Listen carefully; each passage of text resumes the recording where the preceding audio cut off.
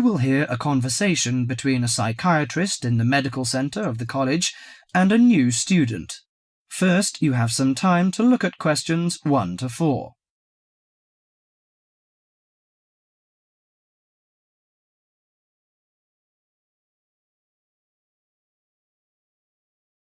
Now listen carefully to the conversation and answer questions 1 to 4. Hello, sit down, please. Thank you. Now, you are a new patient, aren't you? Yes, that's right. OK, so I'd better get some basic details down first. Right, we'll start with your name. Martin Hansen. Do you spell that S-O-N or S-E-N? Hansen. OK, and you're a first-year student? Yes, I am. Study in? Electronics, actually. I hope you enjoy it. Thanks. And your address? 2805 Hesperian Avenue, Hayward. 2805 and Hesperian. Yes, that's Hesperian. Hayward, Hayward. And your phone number? 734-246-55. 734-264-55. No, you got the 6 and the 4 the wrong way round. It's 246-55. Huh? Sorry, right. And, when were you born? The 15th of June, 1986. Here in New Zealand? No, I was born in Sydney.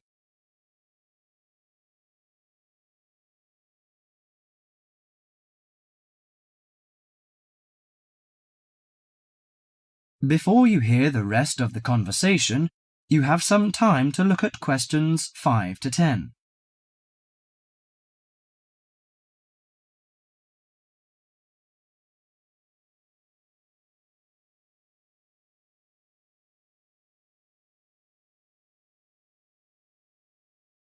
Now listen to the conversation and answer questions 5 to 10. Good. So, what's your problem? Well, frankly, I wonder whether it is a problem. I get the blues, and it lasts for quite a while. I don't know how to... Yes, we all feel sad or get the blues now and again. Generally, our sadness lessens in time, and with the support of friends. However, if the depression leads to difficulty in thinking and greatly disrupts your daily routine, it can be evidence of a psychiatric problem. What do you feel exactly? I always feel sad and worthless. I find it hard to fall asleep and wake up early in the morning. How long has it lasted? Nearly half a month. Do you feel fatigue or loss of energy? Or you may have lost interest or pleasure in usual activities? Yes, sometimes. At first I thought I could overcome it by myself, but I failed, and I'm so glad that you came here. It seems that you are suffering mild depression from your symptoms. Depression? Yes, I feel depressed sometimes. But why would I... Depression may occur as a result of biochemical changes in the body. Alcohol, amphetamines, cocaine, and LSD can bring on depression. Those who have a family history of depression usually have a greater risk of depression. Sometimes the worrying changes in life can lead to depression. I see. I had a really bad breakup of a love relationship. It makes me feel hopeless. Do you think I need some treatment? Yes. Antidepressant medications are often used to treat depression, if it is serious. But I don't suggest them at first because of the side effects. I suggest psychotherapy, which can give you support and help you regain control. So do I need to come here every day? No, I will arrange counselling sessions for you, which will last 12 to 20 weeks. You come here once or twice each week. The psychotherapy is directed at helping you gain insight and understanding about events in your life, which may have contributed to your depression. With growing insight, you can often learn more effective ways of coping with your feelings and changing your behaviour. What can I do to take care of myself? Well, at first you should do some physical exercises on a regular basis, at least 3 times a week. How is your food? Do you eat well? Yes, I think so. I eat at my homestay family. Good. Find a hobby or a positive recreational activity to participate in once or twice a week. I know it's difficult for you, though. When you feel it's hard to overcome the depression, come to the counselling session. Remember, ask for help if the load is too heavy to handle. Yes, I'll try. So, when will my counselling session begin? I'm going to arrange that for you. That is the end of part 1. You now have half a minute to check your answers.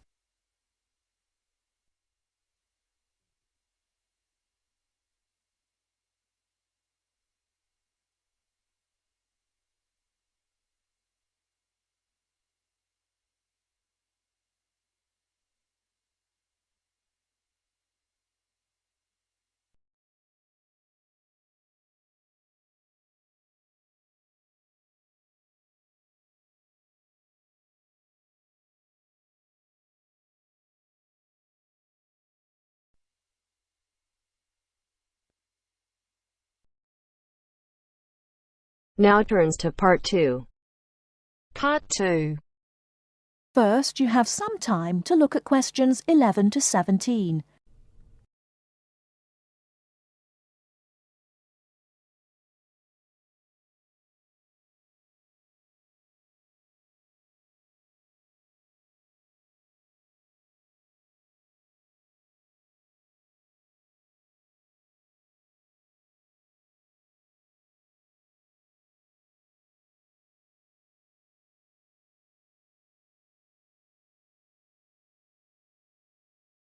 Now, listen carefully and answer questions 11 to 17.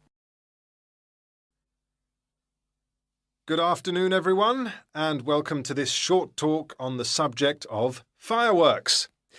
Now, fireworks, as I'm sure many of you know, were invented in China, though there has long been disagreement as to exactly when, or even in which century. The consensus nowadays, though, is that it was in the 6th, as there is considerable evidence of war rockets being made then.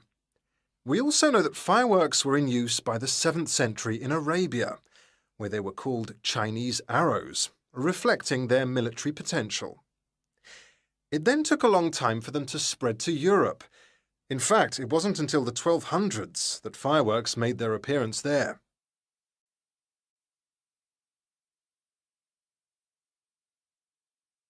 The basic ingredients of fireworks have changed little to this day. Their explosive capacity comes mainly from black powder, also known as gunpowder, which is produced from a mixture of charcoal, sulfur, and potassium nitrate.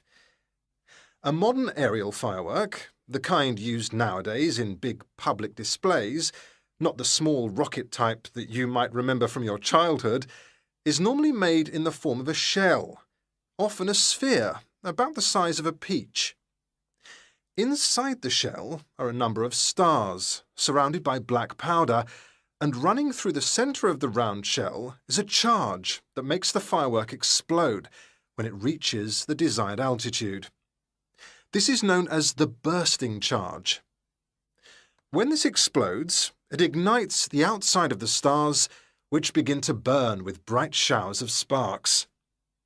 Since the explosion throws the stars in all directions, you get the huge sphere of sparkling light that is so familiar at firework displays. A shell of this kind is launched from a 75mm diameter mortar, which in some ways resembles the type used by the military. The mortar is a steel, or increasingly for safety reasons, shatterproof plastic pipe. This is likely to be 500mm long and sealed at one end. The other end is aimed at the sky, and at the bottom of the pipe, below the shell, is placed a cylinder containing black powder.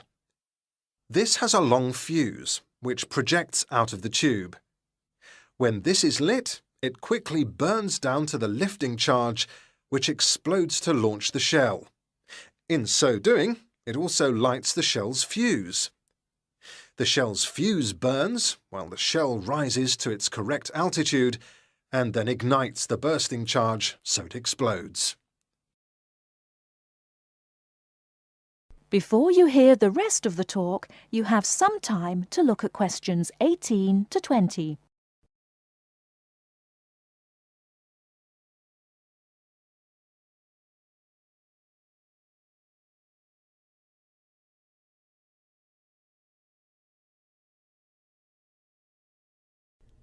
Now listen and answer questions 18 to 20. More complicated shells are divided into sections and burst in 2 or 3 phases. Shells like this are called multi-break shells. They may contain stars of different colours and compositions to create softer or brighter light, more or less sparks, etc. Some shells contain explosives designed to crackle in the sky, or whistles that explode outward with the stars. The sections of a multi-break shell are ignited by different fuses, and the bursting of one section ignites the next. The shells must be assembled in such a way that each section explodes in sequence to produce a distinct, separate effect. The pattern that an aerial shell paints in the sky depends on the arrangement of stars inside the shell. For example, if the stars are equally spaced in a circle, with black powder inside the circle, you will see an aerial display of smaller star explosions equally spaced in a circle. To create a specific figure in the sky, for instance a heart shape, you create an outline of the figure in stars inside the shell. Then you place explosive charges inside those stars to blow them outward into the shape of a large heart. Each charge has to be ignited at exactly the right time, or the whole thing is spoiled. Many other shapes have particular names, like the willow.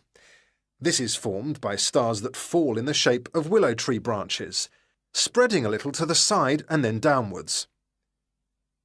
The high charcoal composition of the stars makes them long-burning, so they may even stay visible until they hit the ground. The ring shell is fairly basic. It is produced by stars exploding outwards to produce a symmetrical ring of coloured lights. More complex is the pattern created by the palm, which contains large comets or charges in the shape of a solid cylinder. These travel outwards, explode and then curve downwards, like the limbs of a palm tree. The serpentine, the last one for now, is different again. When this one bursts, it sends small tubes of incendiaries scattering outwards in random paths, which may culminate in exploding stars. It can be quite spectacular. That is the end of part 2. You now have half a minute to check your answers.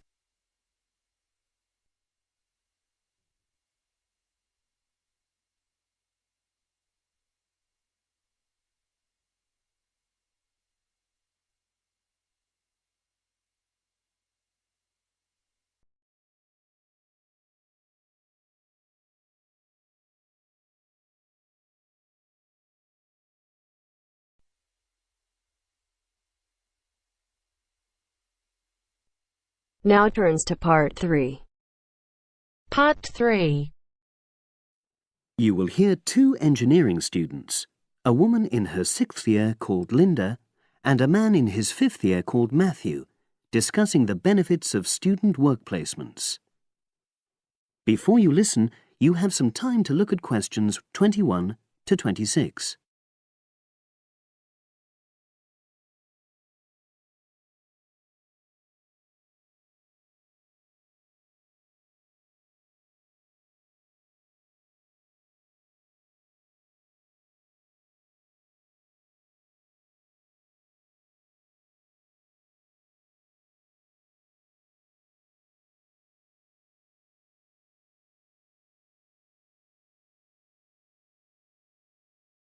Now listen and answer questions 21 to 26.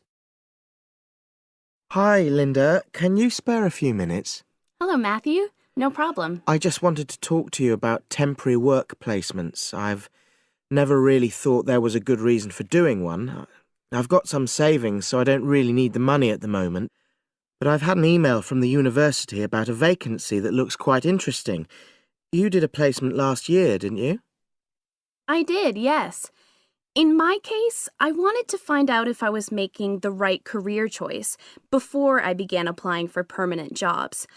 I thought I wanted to work in car manufacturing, but I wasn't sure, so I applied to Toyota. What was the application process like? Lengthy. There were a lot of different parts to it. The dullest one was a psychometric test. You know, when you have to answer loads of questions about yourself. And you're trying to guess what's the best thing to say. Yes. Then there was an activity that we did in groups, which I found really fascinating. Engineers are renowned for being a bit unsociable, but I thought we made a great team. And we had an individual task too. We had to sort through various business documents and prioritize them. It was just like what you have to do as a student, really, just with different content. What exactly were you doing on the placement? I was helping to design some diagnostic software to identify any waste in the car assembly process. Do you mean waste of materials? No, time. Anything that can speed the process up helps to cut costs. How did the work placement compare to being a student? Was it hard work? Yes, it was. I'd had full-time work before. I've done various unskilled jobs during university holidays, and some of those involve long hours. So I thought I'd find it easy. I was wrong, though. I think when you're on placement, you're always trying to prove yourself. So you push yourself hard to succeed? Yes. But I got a lot of support from my employers. They were always helpful. And then, at the end of the placement, I was given formal feedback. Do you mean on your engineering ability? Well, no. I didn't really need that because we had team meetings every other day. And so I had the chance to discuss technical issues and ask about anything that wasn't clear. The evaluation was about general workplace things, like organizational ability, initiative, that sort of thing. I get the impression you think you benefited from the placement. Well, the best thing is that they've offered me a job for next year. Depending on my exam results, of course, but still. A permanent one? Yes. But apart from that, I learned so much. The industrial environment was much more demanding than the academic one, so my general skills improved, like time management, meeting deadlines. And on the technical side, I learned new software packages, like MS Project. Well, I think you've convinced me that work placements are worthwhile, but while you're here, can you give me advice on something else? Before you hear the rest of the conversation, you have some time to look at questions 27 to 30.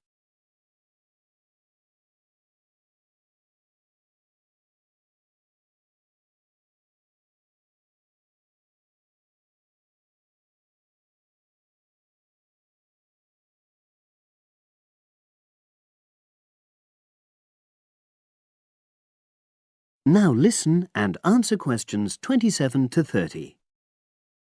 I'm about to make a start on the engineering materials module, and I've got a book list here. Can you have a quick look and tell me what you would recommend? That's if you can remember. Let's see. I do remember some of them. Yes, this one, The Science of Materials. I found the subject quite hard generally, but this book is very accessible, so it suited me. It doesn't cover everything, though. What about this one then, Materials Engineering? Oh, yes. I do remember that.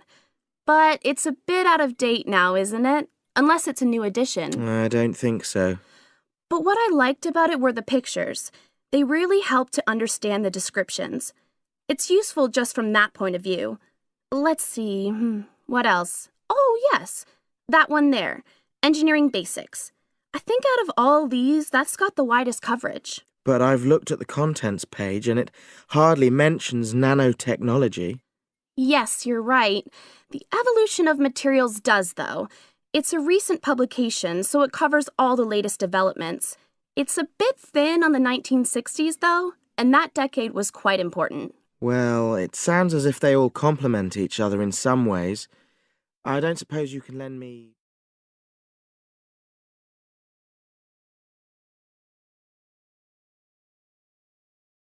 That is the end of part 3. You now have half a minute to check your answers.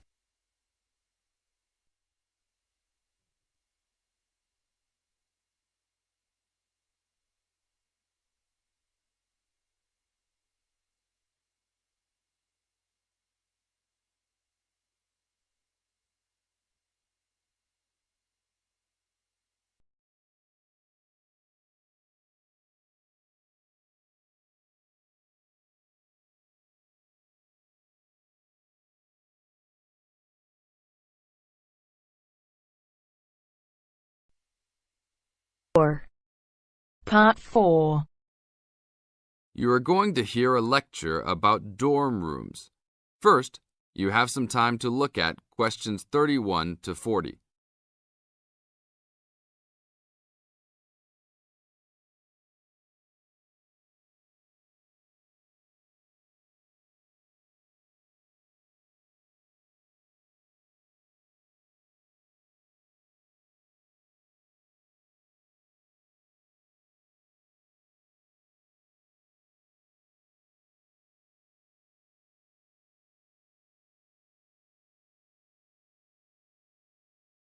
Now listen to the tape and answer questions 31 to 40.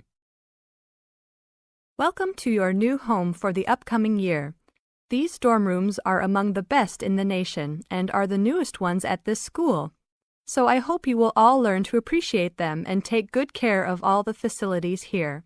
I am Gina, and I will be residential advisor in this building for the year. Today I am going to tell you about some of the programs and facilities that are available to you. I will also be telling you the rules that everyone is expected to abide by. I will be asking you to give me your full attention for the next few minutes.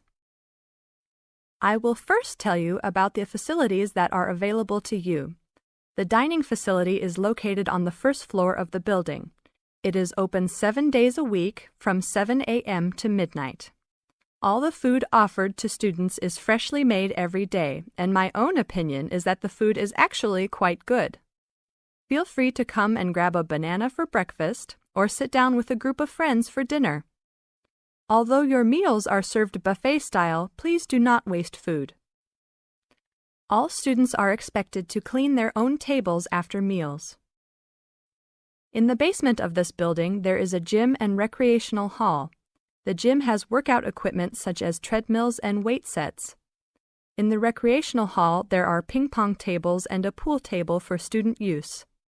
You must sign in when using this equipment, and you will be held responsible for any damages or losses. The gym and recreational hall are open daily from 10 a.m. to 10 p.m. There is a kitchen located on the second floor of this building. Your dorm key will open this door. Inside there is a refrigerator, a microwave, an oven, and a stove. This room is open 24 hours a day, 7 days a week. If you decide to cook a meal, please be considerate to all the students and clean up after yourself. You can use some food in here, but please do not make a mess. Some students do end up having their food eaten from the fridge, so be careful. Don't leave anything that looks like it tastes really good. Do not leave pots and pans lying around in the kitchen. Please store these in your room. There are many programs being sponsored by our building this year. One of the most popular is our Saturday morning outings. In the past years, these trips have included going fishing, hiking, cycling, ice skating, and even going to the beach. There will be a listing of scheduled events coming out soon. The university sponsors these trips, so transportation will be provided. However, there are usually some costs associated, though they are usually minimal. Our building also has a volleyball team. All students who live in this building are welcome to join. Last year we won first place in the dorm league. Please sign up at the front desk if you are interested as soon as possible, as there are only 20 spaces available based on a first-come, first-served rule. The last things I want to talk about are the rules of our building. I know rules can be boring, but they are necessary to ensure the welfare of everyone living here. First, noise levels must be kept to a minimum after 11 p.m. Many students have early classes, so for those of you that have the luxury of sleeping until 10, please don't stay up late making lots of noise. Secondly, all visitors must sign in at the front door. Even if you have friends that are regular visitors, they must still always sign in. This rule is to prevent theft and robbery from occurring.